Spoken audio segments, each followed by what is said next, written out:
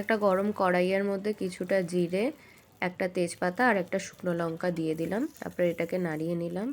তারপর এর মধ্যে কিছুটা কুচি করে রাখা টমেটো দিয়ে দিলাম আর আদা আর জিরের পেস্ট বানিয়ে এটার মধ্যে দিয়ে দিলাম। তারপর এটা সবগুলোকে একসাথে নাড়িয়ে নিলাম।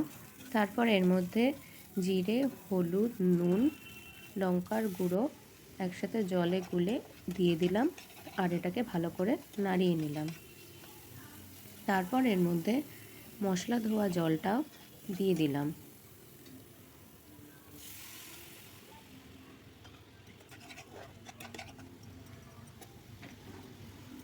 কিছুটা পরিমাণে চিনি দিয়ে এটাকে ভালো করে নাড়িয়ে নিলাম।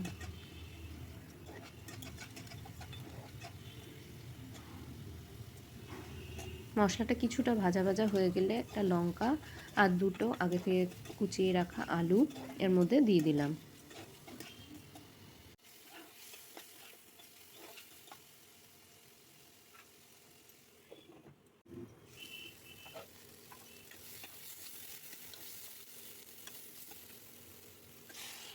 আলুটা একটু ভাজা ভাজা হয়ে গেলে এর মধ্যে কিছুটা জল দিয়ে দিলাম যাতে আলুটা সিদ্ধ হতে পারে।